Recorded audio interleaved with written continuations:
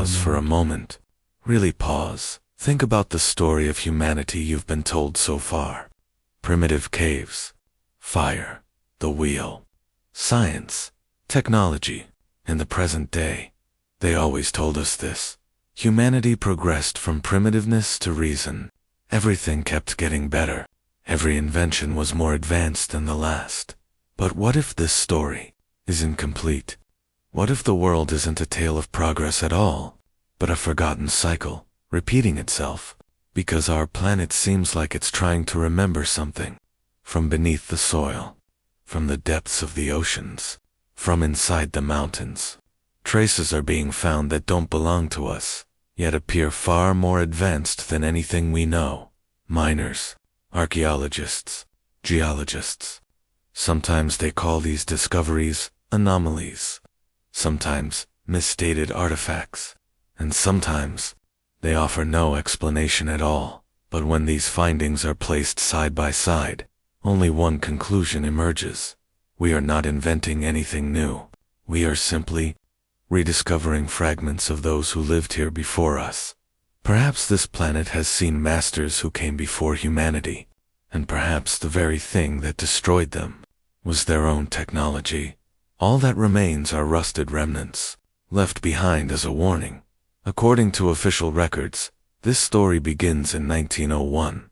Greek sponge divers off the coast of Antikythera are caught in a violent storm. The waves are brutal. Visibility is gone. And to survive, they dive into the sea.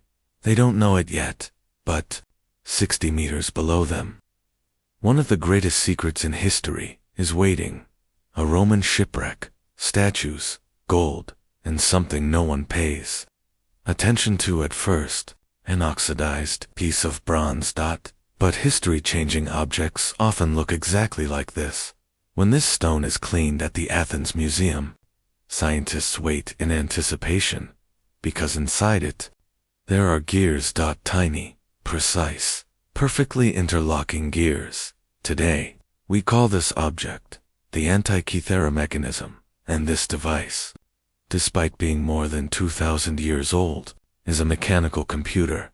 It calculates the movements of the sun, displays the phases of the moon, tracks the planets, predicts eclipses, leap years, and much more. But that's not the real problem. The real problem is this: gears of this precision, according to official history, do not appear in Europe until the 15th century. There is nearly a 2,000-year gap. This level of metalwork requires advanced mathematics, microscopic tolerances, modern machinery. Saying it was made by hand is just a sentence, not an explanation. So who gave this knowledge to the Greeks? And why build such an incredibly complex system just for a calendar? When X-ray scans reveal the inscriptions on the back panel, things become even more unsettling.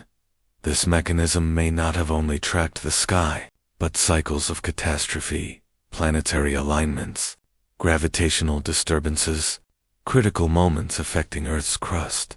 Perhaps this knowledge was too dangerous.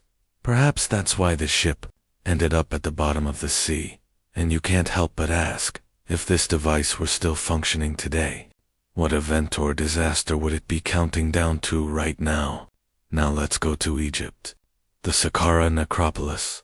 The year is 1936. The tomb of Prince Sebu is opened. Everything seems normal. Jars, knives, precious jewelry, and then that disc, a 61-centimeter stone disc, incredibly fragile, a material that would turn to dust with one wrong touch. Yet its shape is flawless. A central shaft opening, 3 thin blades, walls so thin they become translucent in sunlight. This object is impossible to create with primitive tools. Technically, it shouldn't be possible at all. The official explanation: an incense burner. But when engineers examine it, they see something else. A propeller, aerodynamically perfect. When it spins, it draws air toward the center. So the question is this: in a time when even the wheel wasn't widely used, what was ancient Egypt doing with this technology? And how did they possess this knowledge? Some legends claim the pyramids were built using sound and vibration. Perhaps this disc was an acoustic generator. Perhaps it reduced the weight of stone. And perhaps that's why it was placed in the tomb. Now let's go to China. Baigong Mountain. A mountain that resembles a pyramid. And inside it, hundreds of metal pipes. The pipes run through solid rock and reach a saltwater lake. Some are still radioactive.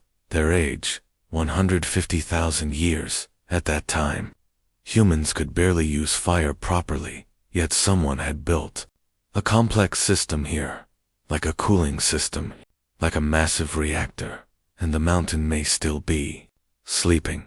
The strange lights seen at night make you wonder.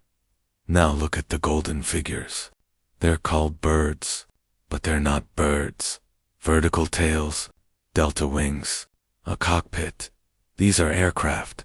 They were tested in 1996, and they flew perfectly, which means someone saw these machines in the sky, and maybe the gods were just pilots.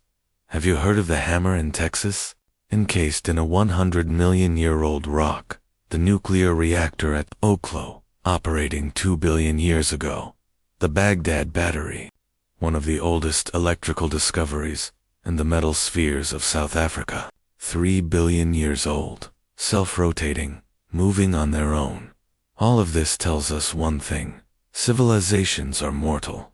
They can disappear, suddenly, without warning. All that remains are rusted pipes, strange stones, and unanswered questions. 1,000,000 years from now, what will remain of us? Plastic, concrete, our phones. Time erases everything, and perhaps we are next. Thank you for watching. If you liked the video and subscribe, it would mean a lot to me. See you in the next mystery and the next strange story.